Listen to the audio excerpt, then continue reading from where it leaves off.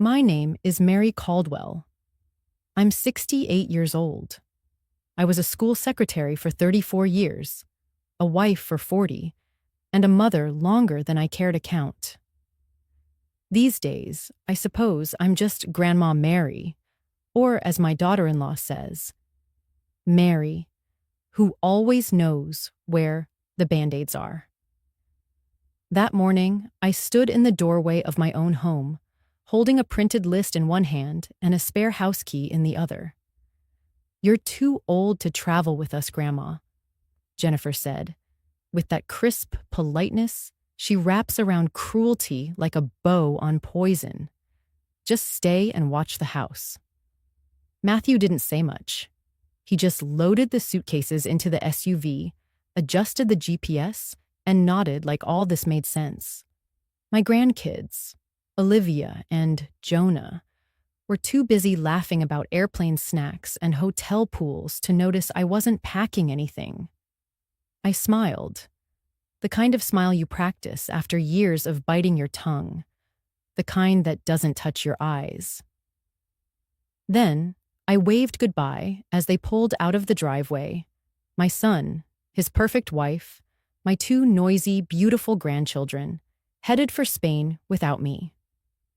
I stood there in my front yard, still in my cardigan, watching the back of a black Escalade disappear around the corner. Then I stepped back inside. The silence was immediate and heavy. The house felt embarrassed, like it knew. I walked to the kitchen, the same kitchen where I'd once hosted Thanksgiving for 22 people. I put the list down on the table. It read, water plants every other day. Check mail, take out trash, Thursday morning, lock doors twice at night. There was no thank you, no sorry we're leaving you behind, no we'll miss you. Just instructions. So I made tea, not because I needed it, but because I didn't know what else to do with my hands. You don't scream at silence. You steep into it.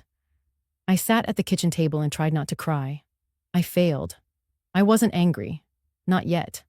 I was emptied. They said I was too old to come, but not too old to work. Too old for adventure, but not for chores. Too old to join them, but young enough to be useful. I stared out the window and thought, this is what they see me as now. A gatekeeper, a plant waterer, a house sitter with a smile. The next morning, I went to check the mailbox. Mostly junk. Grocery flyers, a newsletter from the library, and a thick white envelope with their travel agent's logo on the front. Curious, I brought it inside. It was unopened. Inside were 4 plane tickets. Madrid. Departure in 3 days. 4 seats together. 2 adults. 2 children. And suddenly I realized they hadn't even brought the tickets. They'd left them behind. My hands shook a little. I turned each ticket over, one by one, looking for a trace of me. There wasn't one. They hadn't forgotten me. They had excluded me. On purpose. I sat down at the table again, the envelope beside my teacup. Steam curled into the quiet. And that's when something in me shifted. It wasn't a scream. It wasn't a sob. It was decision. I reached for the phone, the one on the wall with the long spiral cord, the one I've had since Paul was alive. I dialed the number from the corner of the envelope. The travel agency answered. A young woman picked up. Her voice was soft, uncertain. "Hello, this is Sunglobe Travel. How can I help you?" "Yes," I said. "I'd like to cancel a trip. 4 passengers, Madrid." A pause. "Are you one of the passengers?" "No," I said. "I'm the woman who was told to stay and water the plants." Silence. Then she said, "Okay. One moment, please." I could hear her typing. Could almost hear her confusion. Or pity. I didn't care which. She came back and confirmed the cancellation. I wrote down the reference number with a blue pen. Then I hung up and made more tea. Only this time I added honey because I knew something was going to happen next. Not loud, not cruel, but mine. The next morning I opened the front door to get the newspaper like I always do. The air smelled of damp concrete and garden soil. My slippers made no sound against the porch. The wind was gentle, like it knew not to disturb the kind of silence I was sitting in. I bent down to check the mailbox, not expecting anything important. Just the usual. Grocery coupons, credit card offers, maybe a postcard from Ruth down in Arizona. She always sends one in the spring with a photo of her cactus garden. But today, on top of it all, was a white envelope. Thick. Sealed, with a familiar logo in the corner. Sunglobe Travel. At first, I didn't react. I just stood there, staring at it in my hand. My name wasn't on the front. It was addressed to Matthew. Probably a receipt or itinerary. I almost tossed it onto the hallway table, but something told me not to. I brought it into the kitchen and laid it gently next to the butter dish. I boiled water again, made tea out of ritual. One hand on the kettle, the other still clutching the envelope. Only after the kettle whistled did I sit. The chair creaked beneath me like it was waking up from years of passive listening.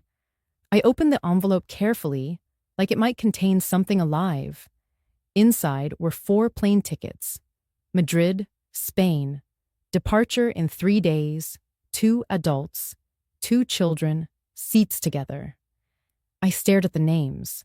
Jennifer Caldwell. Matthew Caldwell. Jonah and Olivia Caldwell. No mention of Mary Caldwell. Not even a 5th seat left empty. They hadn't forgotten me. That was almost easier to forgive. No, they had excluded me, planned it, printed it, paid for it, together, and left me behind like I was wallpaper. I folded the tickets slowly, pressed the crease with the edge of my thumbnail. I thought of the meals I cooked, the birthdays I planned, the fevers I held with cool cloths. I thought of Paul and how he would have said, "Mary, that's not a mistake. That's a choice." He'd be right. He usually was. Even in death, he was my compass. I didn't cry. I was past tears. Instead, I got up and walked to the drawer next to the phone. The one where I keep my emergency contacts, appliance manuals, and receipts going back to 1993. I found the envelope's number again. Dialed. Sunglobe Travel, this is Alyssa speaking. Yes, I'd like to cancel a trip, I said. Can I ask who's calling? I hesitated, then answered softly. My name is Mary Caldwell. I'm calling on behalf of the booking. The family had a change in plans. Do you have the reference number? I gave it to her. She typed for a moment. I could hear it. Soft clicks, then a pause. 4 passengers, Madrid. Departure Thursday, correct? Yes. A beat. Would you like to cancel all passengers? Yes. All of them. Another pause. Can I ask why, ma'am? I could have told her the truth, that they'd left me behind, that I'd smiled and waved while they erased me from the story of their lives. That no one had even asked if I'd wanted to come. But I didn't. Instead, I said, just cancel it, please. Her tone shifted, from cheerful to careful. Of course, I'm processing the cancellation now. I waited, watched the steam rise from my tea. Inhale, exhale. Done. You should receive confirmation by email. Thank you. I hung up. No slamming, no rage, just a click. I sat there a moment longer, then picked up the tickets and walked them to the fireplace, slipped them between the pages of Paul's old travel journal, not to burn them, but to bury them somewhere no one would look. They were never going to be used anyway. Not by me, not by them. I wasn't angry, not yet. But something had turned. Something quiet. Something steady. Something inevitable. I made tea again. It wasn't because I wanted to drink it. It was just something to do. A motion. A sound. A way to convince my hands they still mattered. The kettle hissed, then whistled. I poured slowly, letting the steam rise up and kiss my face. The scent of chamomile used to calm me once. These days, I wasn't sure what it did. Maybe nothing. I brought the cup to the table and sat down alone. No conversation. No clatter of plates. No Paul tapping his spoon against the rim like he always did, even when I asked him not to. Just silence. Again. I stared at the teacup for a while before I touched it.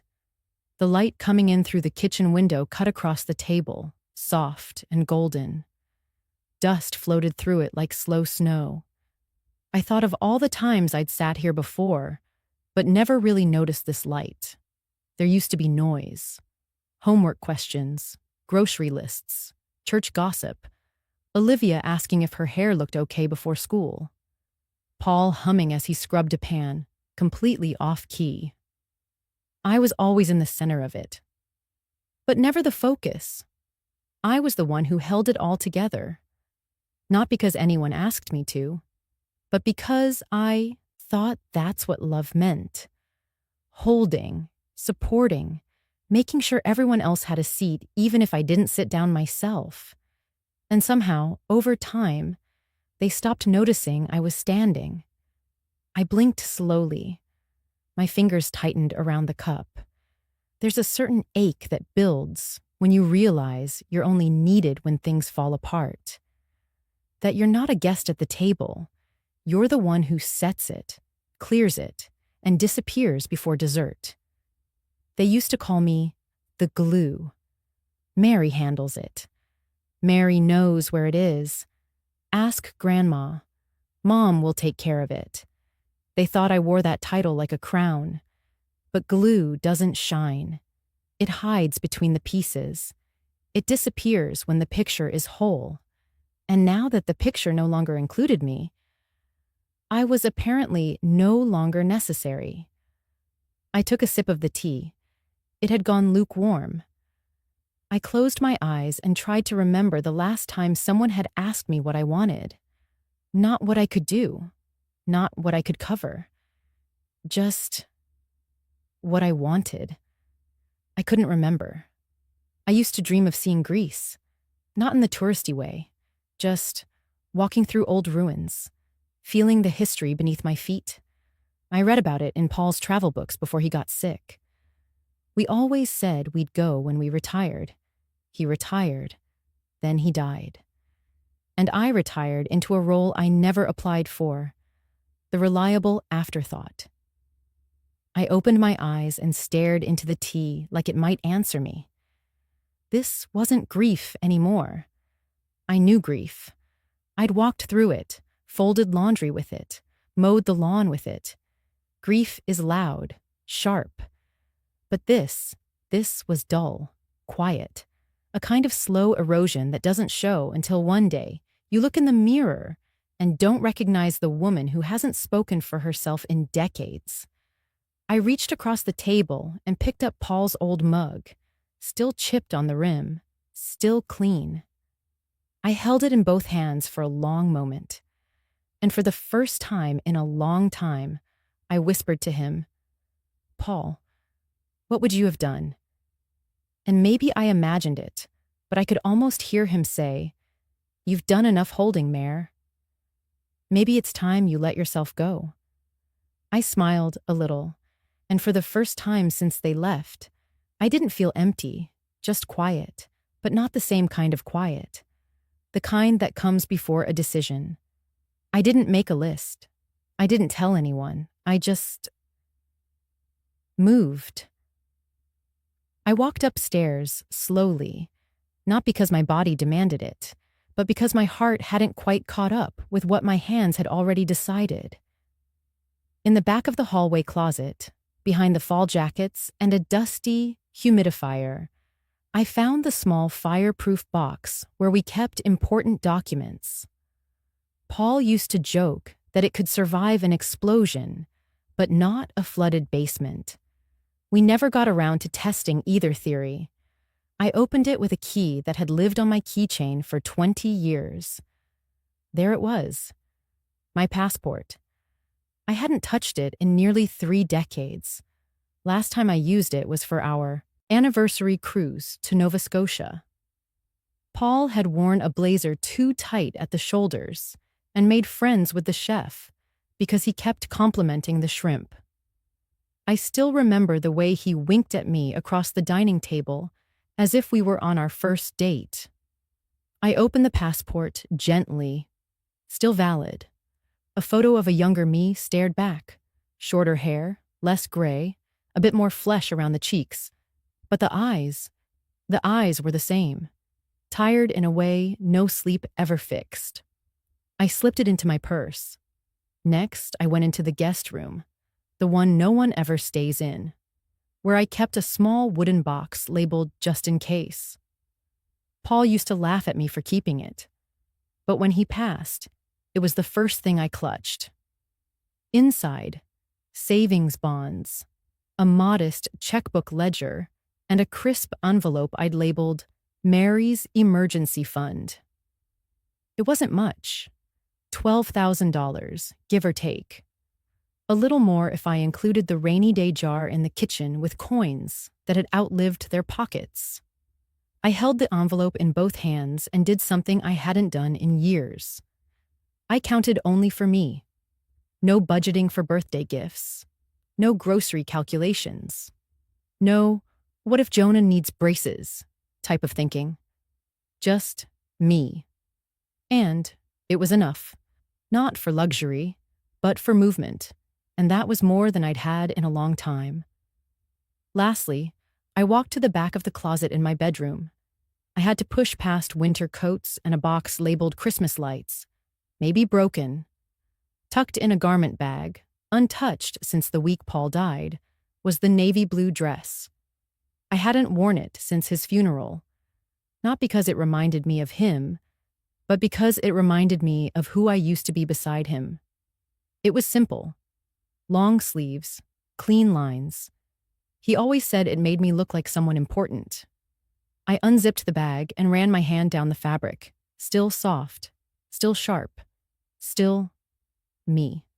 I held it up to my body in the mirror, turned slightly. I didn't look young, but I didn't look invisible either. That was something. I folded it carefully and laid it on the bed. Beside it, I placed the passport, the envelope of cash, a worn paperback about Lisbon that Paul had once picked up from a garage sale. And then I just stood there, breathing, feeling the room change shape around the silence. I wasn't planning a rebellion. I wasn't chasing freedom. I was reclaiming presence. They hadn't asked me if I wanted to come, so I wouldn't ask anyone if I could leave. It wouldn't be loud. It wouldn't be angry. It would be mine. The airplane wheels hit the Lisbon runway with a soft jolt. I didn't flinch. It had been almost 30 years since I'd last landed in a country that didn't have a Walmart, a Target, or a Welcome to Oregon sign. But I wasn't nervous. I wasn't afraid. I was still. As the plane taxied, I stared out the window. The sky was a soft blush, the kind that felt hand-painted. The rooftops looked sun-washed and tired in a charming way, like they'd spent centuries holding secrets. The other passengers scrambled to unbuckle, open overhead compartments, gather belongings. I didn't rush. I'd waited long enough. 40 years of being useful, available, adaptable. I could wait 3 more minutes in silence. The air that hit my face when I stepped out of the airport was warmer than home. Drier, more alive. I rolled my small suitcase behind me, following signs I couldn't read, but somehow understood. At the taxi stand, I handed the driver the name of the small pension I had booked the night before. No fancy resort, just a modest guest house tucked away in Alfama, the oldest part of the city. I picked it because Paul had once underlined it in his old guidebook, with the words, "For when we're older and don't want noise, just charm." It took me until now to realize I didn't need to be younger to deserve beauty. Charm had waited for me. As we drove, I watched pastel buildings blur into cobbled alleys. Laundry hung like soft flags between windows. Stray cats lounged in sun patches like they owned the stones beneath them. No one here knew me as Mom. No one expected meatloaf or birthday cards or emergency babysitting. I wasn't a role. I wasn't glue. I was just a woman in a navy dress, looking out at a city that had no idea what she'd carried to get here. When the taxi stopped in front of the pension, I hesitated a moment. There were no grand doors, just a blue-tiled wall, worn stone steps, and a brass sign that read, Casa dos Lirios, House of Lilies. I pressed the bell. The door buzzed. I stepped inside. Behind a narrow reception desk stood a young woman with warm eyes and bright red lipstick.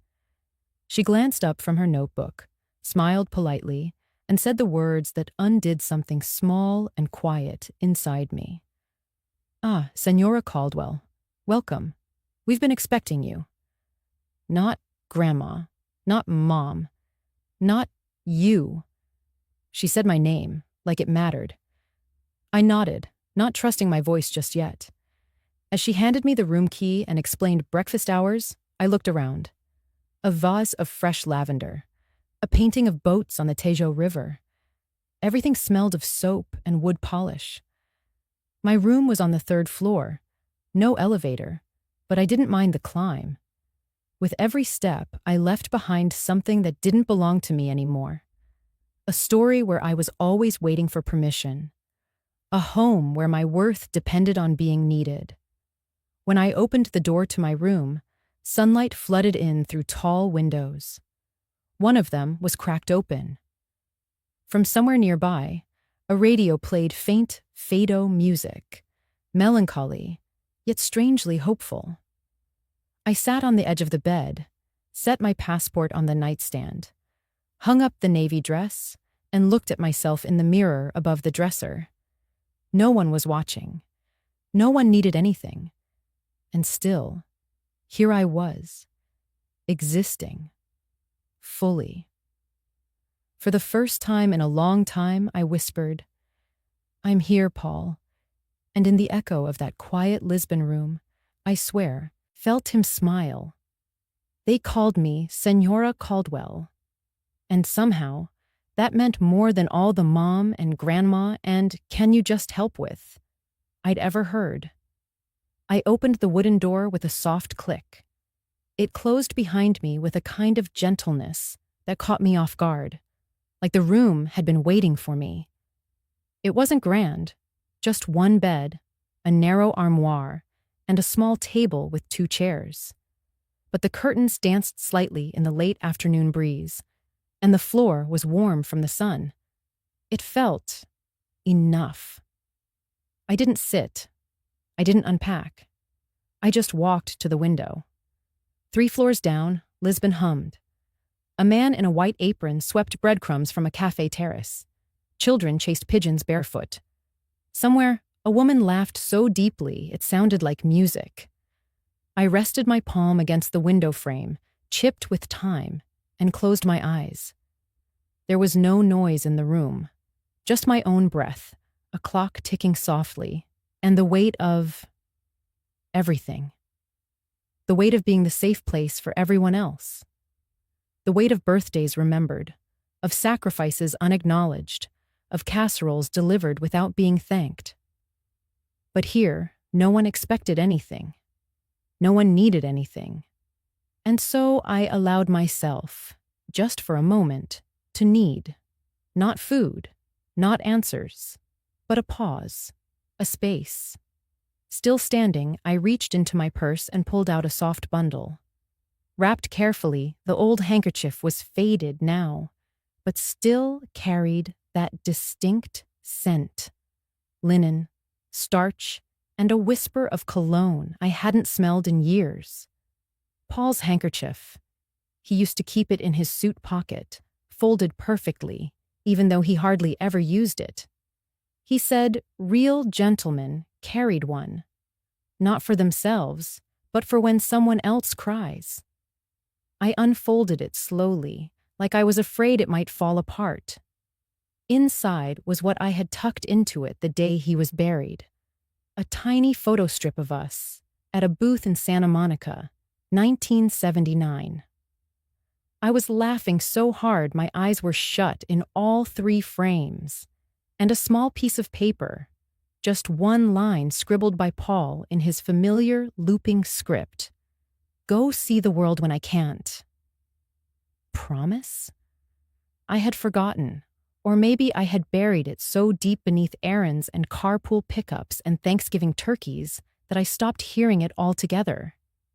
But now, in a quiet room 3 stories above the tiled hills of Lisbon, I heard it again. Clear, simple, kind. Go see the world when I can't. I sat on the edge of the bed and held the handkerchief in both hands like it might guide me somewhere. I didn't cry. Grief wasn't new. What was new was that I felt seen, not by someone else, but by me. I pressed the fabric to my heart and looked out the window again. No one called. No one texted. No one demanded to know where the groceries were or why the dishwasher hadn't been run. And for the first time in decades, I wasn't afraid of that silence. I welcomed it. Because in that silence, I wasn't a burden. I wasn't too old. I wasn't left behind. I was exactly where I chose to be, with Paul's promise in my lap, and a whole city below me, unaware they'd just met a woman who had finally remembered she exists. I folded the handkerchief again, carefully, and placed it back in my purse, not as a relic, but as a compass. Tomorrow, I'd walk the old streets.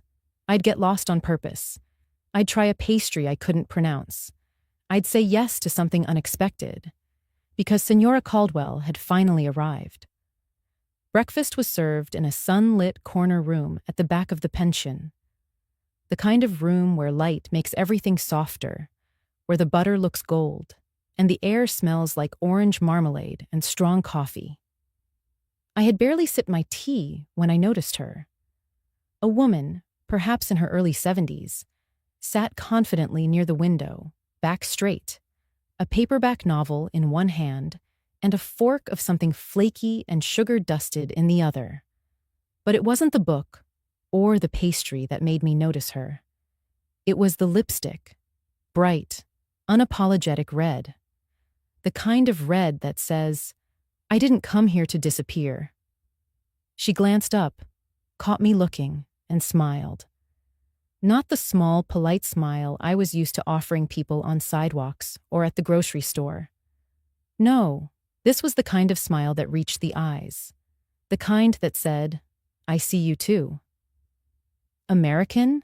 She asked, her accent unmistakably Southern, somewhere between Georgia and Gumbo. I nodded. Oregon. She gestured to the chair across from her. Well then, Oregon, sit with Louisiana. I hate eating alone. Something about her confidence made it impossible to say no. I sat. Beatrice Langley, she said, offering her hand. Her nails were painted to match her lipstick. Widowed 10 years, retired nurse. I play terrible bridge and excellent piano. You? I blinked. Mary Caldwell. Recently. Reintroduced to myself. She laughed, and it was the kind of laugh that filled a room without needing permission. We spent the next 40 minutes talking like old friends who'd simply been paused in time. She told me about her late husband, Marcus, who once painted her toenails when she broke her hip, about how she'd promised herself that if she made it to 70 with her wits intact, she'd travel alone, because she had earned the right to eat croissants in Paris without needing an excuse.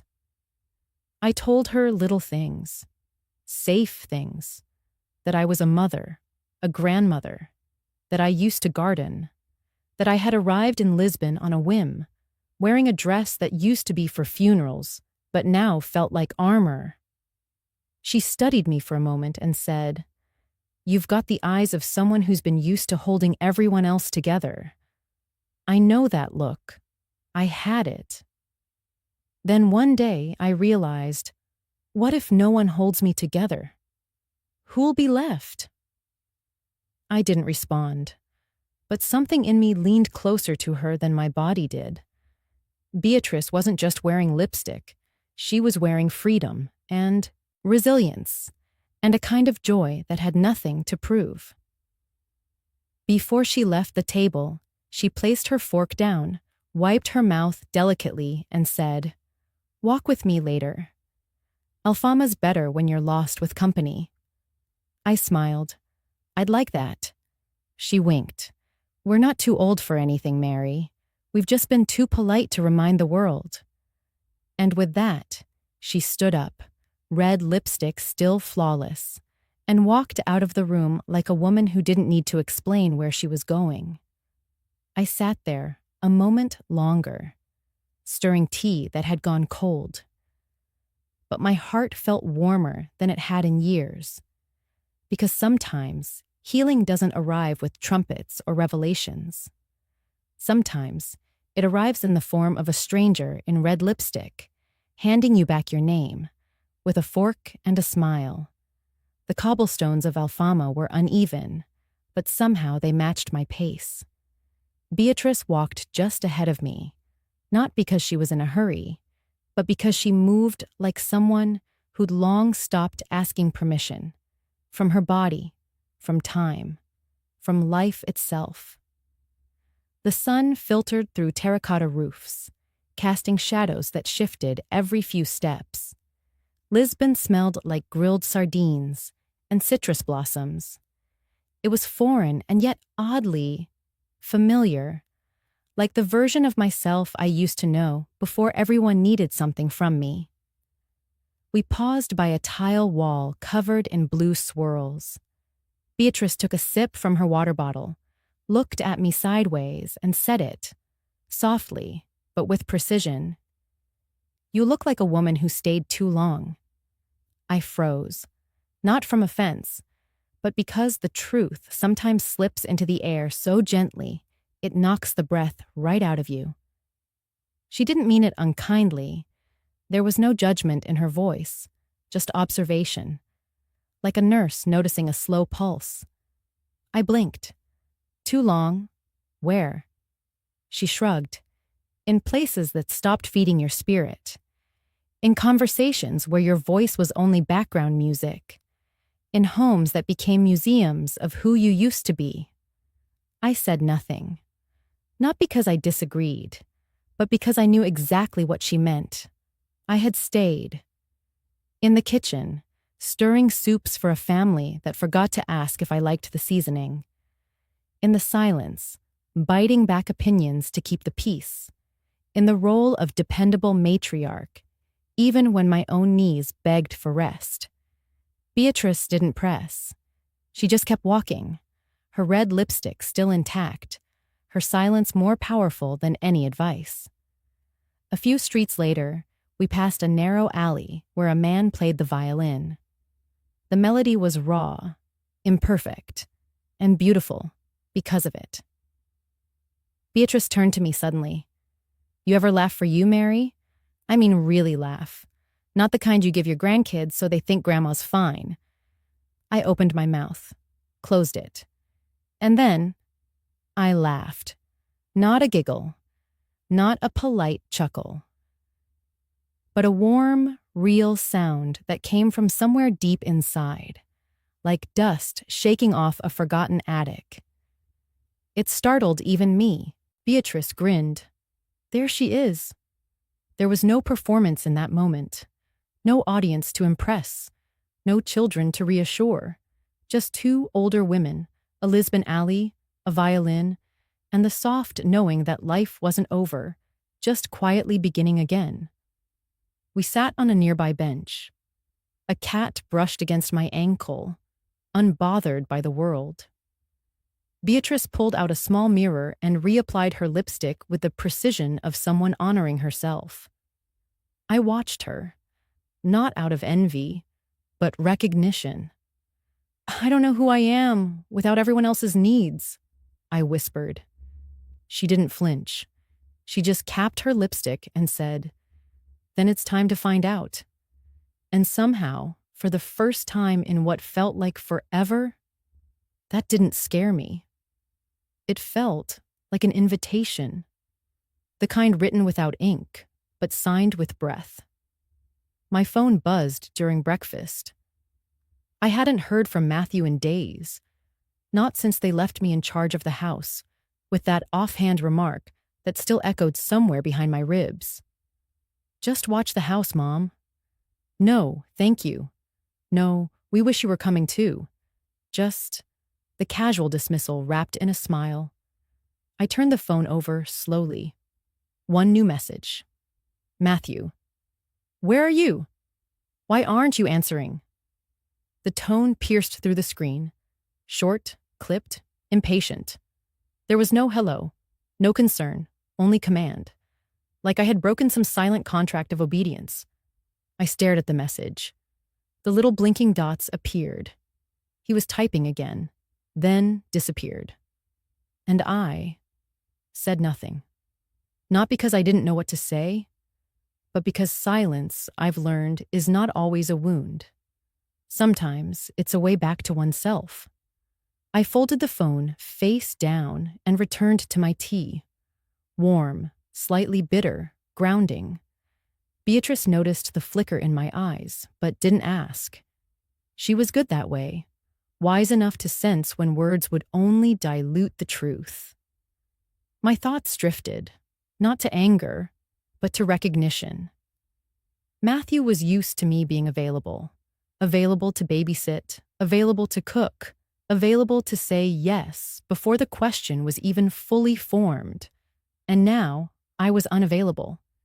Geographically, emotionally, spiritually, and that terrified him more than he knew. For a moment, I heard my own voice echo back to me, not the one I used to speak to others, but the one buried under layers of roles and expectations. This silence isn't anger. It's the first space I've had in years to hear my own thoughts. I reached into my purse and pulled out the handkerchief again, the one Elliot had always carried in his coat. Soft, faded, blue with tiny white birds. I pressed it to my cheek, not because I was crying, but because it reminded me of quiet strength, of a love that had never needed to shout to be known. Matthew texted again.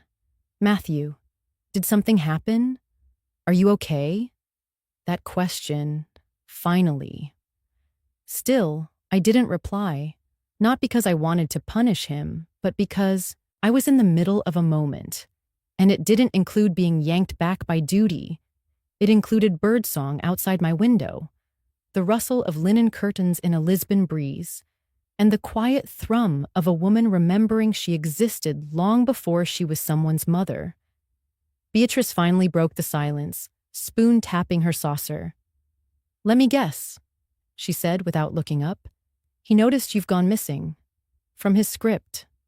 I smiled softly. "It's not revenge," I whispered. "No," she said. "It's remembering." And that's exactly what it was.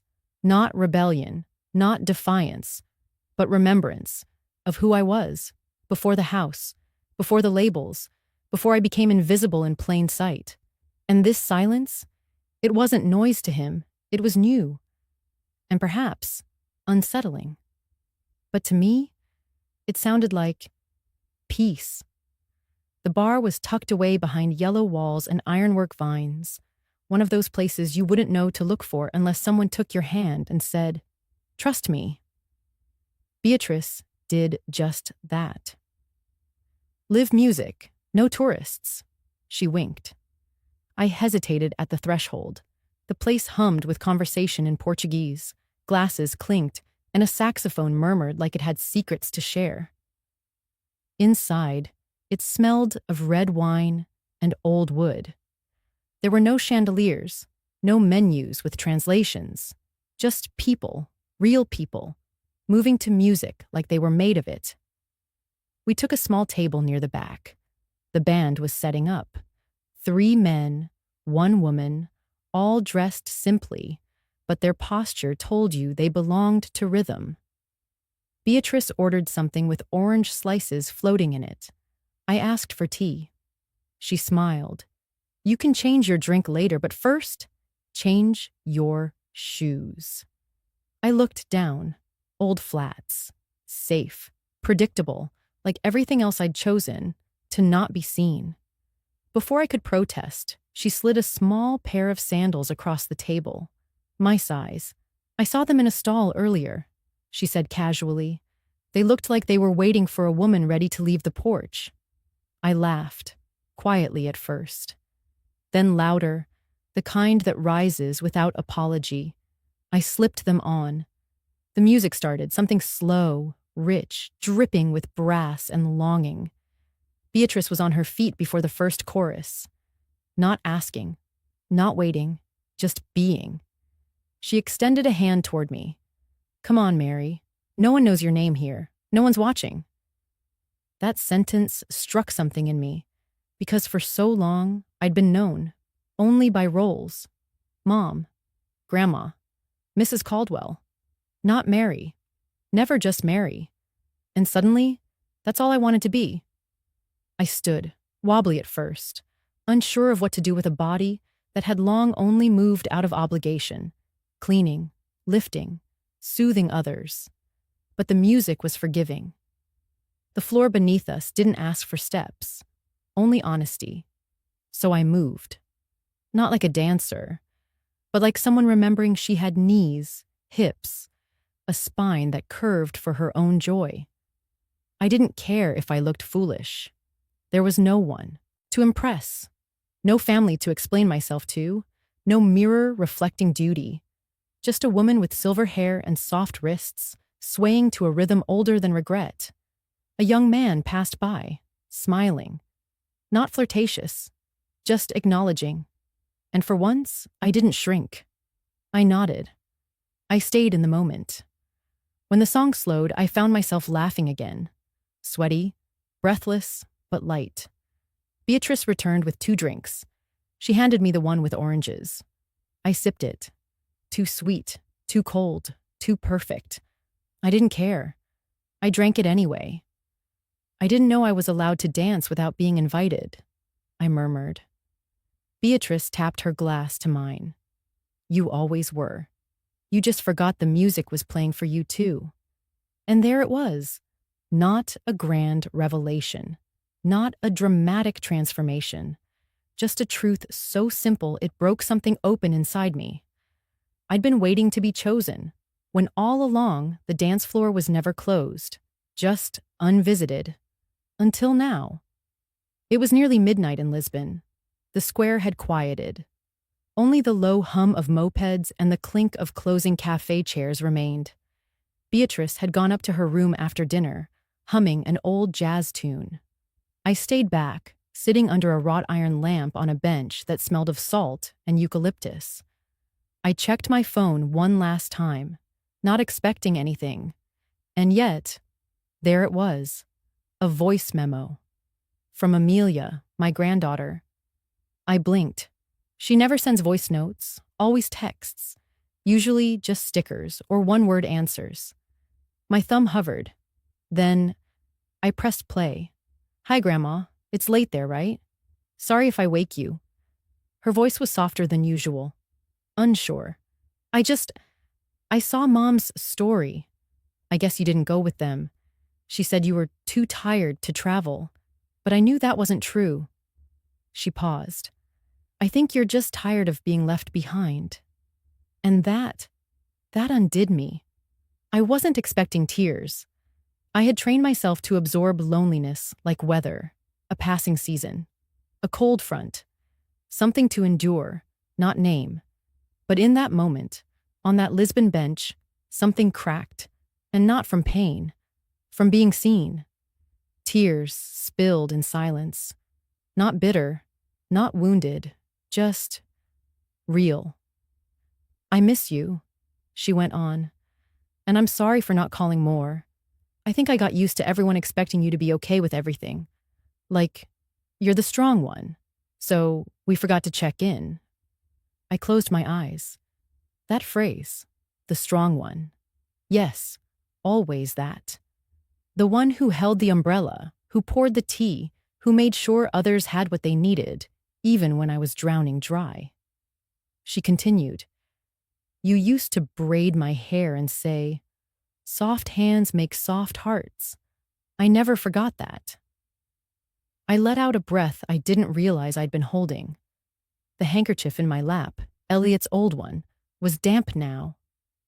Amelia's voice, now quieter, added, "I don't know what you're doing in Portugal, but I hope you're doing something for you. Not for them, not even for me, just for Mary." She said my name, not Grandma, not Mom, not her, just Mary. And I felt it, in my chest, like someone had opened a window in a room I'd forgotten was mine. "I love you, Grandma. Just wanted to say that." The recording ended, but something didn't. Something in me restarted.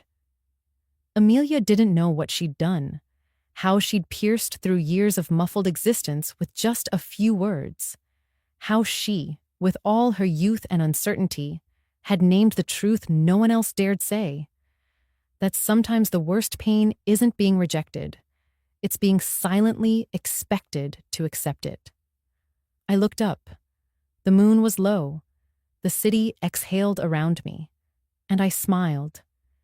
Because somewhere across the ocean, a girl with my eyes and my steadiness had whispered something I didn't even know I needed to hear. I whispered back, to no one and everyone at once, "Thank you for seeing me." Then I stood up and walked back to the hotel. Not faster, not lighter, but straighter. The next morning, the Lisbon sky was a pale gray, soft like an old bedsheet. I found a quiet corner cafe, ordered a cinnamon pastry and mint tea, and pulled out a postcard from the gift shop I'd visited the night before. It had a painting of a yellow tram climbing a hill, its windows open, catching the wind. I stared at the blank space on the back. No lines, no limits, just room. I thought about Amelia's voice the night before, how it had touched something I thought I'd buried. And before I could second-guess myself, I began to write. "Dear Amelia, I'm walking. I'm seeing. I'm breathing for me now. This isn't a vacation. This is a beginning." My pen moved slowly. You were right. I wasn't tired. I was tired of being left behind. There's a difference. So I'm going now, not away, just forward. I paused, staring at the space under my signature line. There was more to say, but I didn't want to explain. I didn't want to justify. So I ended it simply. Love, Grandma P.S. I didn't ask anyone's permission this time. I read it again, then smiled. Not because it was poetic, but because it was true. I placed the postcard into my bag, planning to mail it later, but only that one. No postcards for Matthew, no updates, no passive invitations to question my choices. Not this time. Instead, I pulled out my little brown notebook, one I'd carried for years, mostly unused. Elliot had bought it for me the Christmas before he passed, said it was time I started writing things for myself. The first page had always been blank, like I hadn't known how to begin, but now I did. I turned to the second page, uncapped my pen, and wrote, "I no longer wait for permission to live." Then underlined it twice. No flourish, no drama. just that one. Steady truth. Because the truth is, I'd spent a lifetime editing myself, asking silently, is it okay if before every little joy, every moment of rest, every bit of space I claimed for myself? Now I was simply doing. A soft breeze carried the smell of baked bread and sea salt. My tea had gone cold, but my hands were warm. Somewhere in the distance, a church bell rang 11 times. I looked up. The city didn't know I had just crossed a threshold, but I did. This wasn't about rebellion. It wasn't about proving anything to Matthew or even Amelia. It was about coming home. To a part of myself I had abandoned so long ago. I forgot it had a name. Mary. Not mom, not grandma, not caretaker, not house sitter. Just Mary. I tucked the postcard into my coat pocket. Not mailed yet. Maybe I'd add a sketch later, or just sit with it a little longer. Sometimes healing doesn't come in loud declarations. Sometimes it fits on the back of a postcard. Sometimes it's just 5 words in a notebook. I no longer wait for permission. And for the first time in a long while, that was enough. My phone buzzed while I was folding a scarf at the foot of the bed. A simple cotton scarf, striped in navy and almond. It had belonged to Elliot. I still brought it along like a quiet witness to all the days that came after him. The message came through just as I was smoothing the fabric. Are you trying to punish us? From Matthew. No greeting, no context, just that. Sharp, cold, defensive. I stared at the screen, and I swear it felt like the words weren't even meant for me. As if I had become a problem to manage, a mother gone rogue, a disruption to their comfort, an inconvenience that suddenly had autonomy.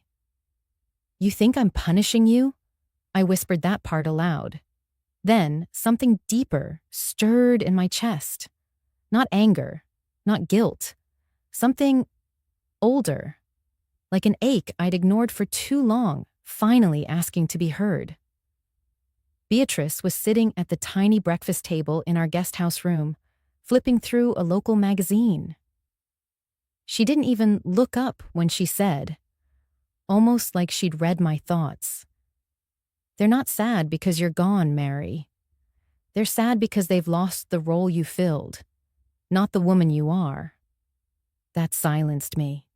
Not because it hurt, but because it clarified. I set the phone down, screen still lit, and walked over to the window. Outside, laundry lines swayed gently between pastel-painted balconies. A little boy on a scooter zipped past his grandmother, who laughed and called something after him in Portuguese. They were ordinary, but they were together. And here I was, far from home, unexpectedly whole. I thought about replying, typing out something polite, something soft to smooth the edges of his discomfort. But I didn't.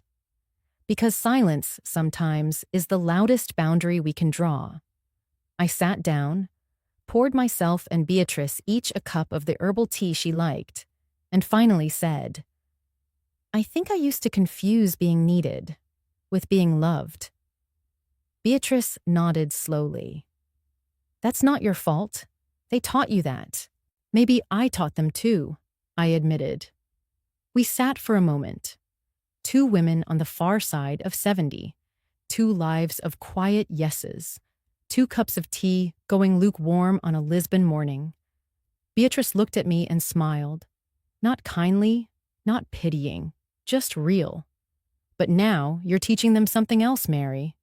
You're showing them who you are when you're not bending." Her words didn't feel like praise. They felt like a mirror. I took a breath, reached for my notebook again, and wrote a single sentence. "I do not exist to cushion their discomfort."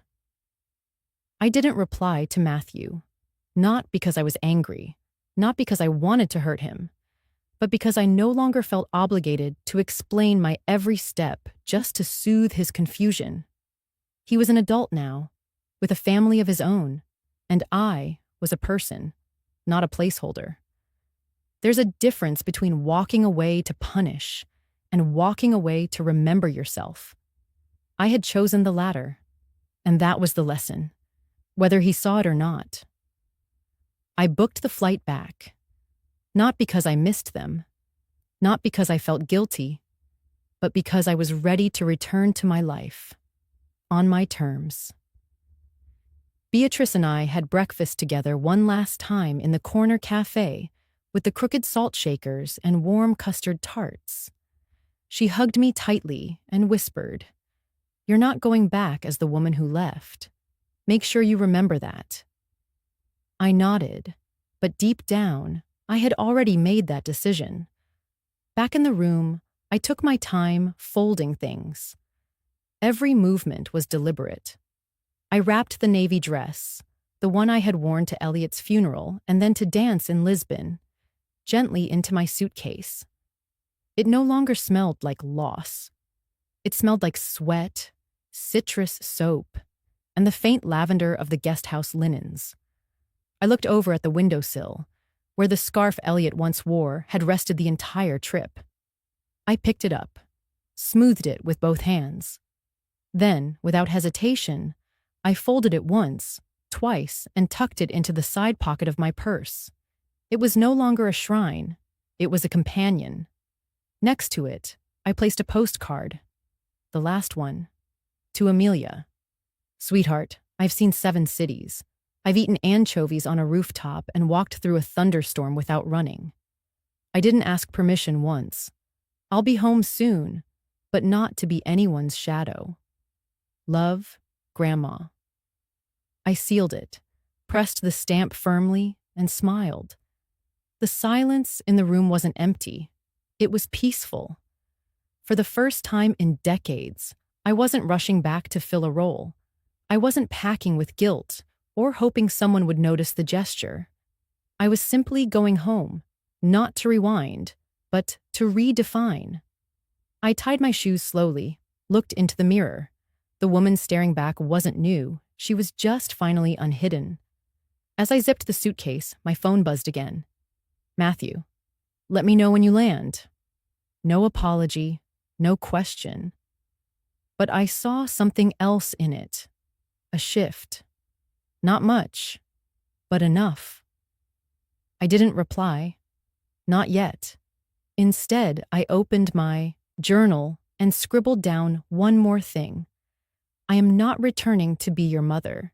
I am returning to be me, and you are welcome to meet her. I closed the book.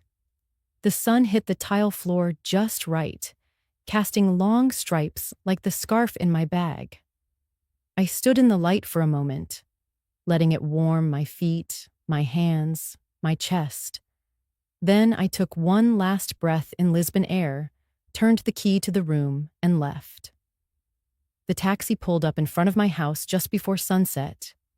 The garden was overgrown. The mailbox leaned a little more than before, but everything else looked exactly as I had left it. Still, quiet, familiar. Except, there she was, sitting on the front step, hugging her knees to her chest. Amelia. Her hair was pulled into a messy bun, face bare, no phone in her hand. She stood when she saw me, didn't wave, didn't smile, just walked forward, and wrapped both arms around me like a daughter who hadn't known how much she missed her mother until that very second. We stood there, the suitcase still on the curb. Neither of us said a word, and for once, silence wasn't cold. It was full. Her breath caught before she spoke. "I didn't think you'd come back." I placed my hand on her shoulder. "I almost didn't." She looked up. "Was it good?" I nodded. Not all of it. Some of it was lonely. Some of it shook me. But most of it felt like finally learning how to exhale. She smiled, but her eyes welled up. "I listen to your postcard every night." I laughed softly. You mean read? She shook her head. No, I recorded myself reading it out loud. It felt like you were talking to me. I blinked. My voice, through hers. A loop of healing neither of us expected. I reached for the keys in my pocket, opened the door, and waved her inside. No explanations, no justifications. Just space. The house was dim, untouched, but it wasn't sad. We sat at the kitchen table, 2 mugs, 2 tea bags. No rush. I poured the water, then sat down across from her. And then, for the first time in my life, I told my granddaughter who I really was. Not just the birthday card grandma, not the background extra in family holidays, but Mary Caldwell, the girl who wanted to be a travel photographer before life asked her to be someone's wife. The woman who stood in grocery lines calculating every cent because her son needed braces. The widow who cried alone at the funeral so others wouldn't feel uncomfortable. The grandmother who waited at airports in vain. The woman who danced in Lisbon under a string of lights, wearing the same dress she wore to her husband's goodbye. I didn't apologize. Not for the silence, not for the trip, not for choosing myself. Amelia didn't interrupt. She just listened, eyes wide, chin quivering. At one point, she reached across the table and placed her hand on mine. I always thought you were the quiet one, she whispered. But maybe you were just never asked. I exhaled. That right there. That was the sentence I had waited 68 years to hear. And it didn't come from a son. It came from someone who watched me, not used me, who saw me, not the job I did for her. I stood, walked over to the drawer near the stove, and pulled out a tiny linen square. The handkerchief, still folded, still carrying Lisbon's son. I handed it to her. Keep it, I said, but only if you promise to never stay somewhere too long. Amelia smiled, and this time I knew she understood. Not just the story, but the lesson inside it. The soft justice I had chosen. The quiet way I had drawn a boundary, then built a home within it. And right then, with nothing grand or dramatic, a new chapter began. The invitation didn't come. It never does. But I showed up anyway, not out of pride, not out of vengeance, just clarity. Matthew and his family were hosting a welcome back dinner. Correction, Matthew and Carla, his wife, were. The email came from Amelia. No official invite. Just a, Grandma, they're doing a dinner. You should come if you want to. And I did. Not because I wanted back in, but because I needed to see if I could walk through that door and not become invisible again. The house was just as I remembered, decorated with catalog perfection, laughter echoing from the living room. But I didn't knock. I walked in like someone who belonged, even if she no longer fit. Matthew looked up first, froze mid-conversation. Mom? I smiled, calm, steady. Good evening, Matthew. Then turned to Carla. Carla. She blinked fast. We weren't sure if you'd be joining us. I hung up my coat on the rack by the door. It's okay. I was sure enough for all of us. Silence. It wasn't hostile, just off balance. Like the dynamic had shifted a few inches left and no one knew how to realign. The table was set for 10, no name cards. I chose a seat, not at the far end, not near the kitchen, but one seat left of center, facing the garden window, the best light, the clearest view. Beatrice once told me, if they don't save you a seat, build your own and make it worth noticing. Matthew stood at the head, Carla at the other. I noticed she flinched when I unfolded my napkin, as if unsure whether to be offended or impressed. Dinner started. Conversations about Amelia's classes, Ethan's soccer games, Carla's new wellness coaching business. No one asked about my trip, so I didn't offer. Until midway through the meal, Matthew said, "So, did you enjoy your little vacation?" I sipped my water, paused, let the silence stretch just long enough. "I didn't go on vacation, Matthew. I went on a pilgrimage." That word, pilgrimage, it shifted something. "And what exactly were you seeking, Mom?" he asked, voice tinged with challenge. I met his eyes. A seat at my own table. Turns out, I didn't need permission to build it. Carla coughed. Amelia dropped her fork. I continued, soft but unshakable. "You see, you didn't invite me here tonight. That's fine. I didn't come to be invited. I came to be present. There's a difference." Matthew's mouth opened, then closed. I didn't press. I folded my napkin, looked around the table. You all assumed I was too old to keep up, that I should just watch the house, water the plants, stay put, because maybe that's easier for you. Pause. But I wasn't too old. I was just never asked if I still had dreams. There it was, the line, the truth, and the soft thud of realization when it hit. "I'm not angry," I said. "I'm awake." I stood, smoothed my dress, the same navy one I had worn in Lisbon, the one Elliot once said made me look like I remembered how to breathe. "Thank you for dinner." I turned to Amelia. "Let me know next time you build something new. I'll bring a chair." Then I walked out. Not storming, not grandstanding, just moving forward. Feet steady, back tall, because sometimes the loudest revolution is showing up. Not to fit in, but to take your place, with no apologies. And as I stepped into the night air, I whispered to myself, I was never too old. I was just never asked if I still dreamed.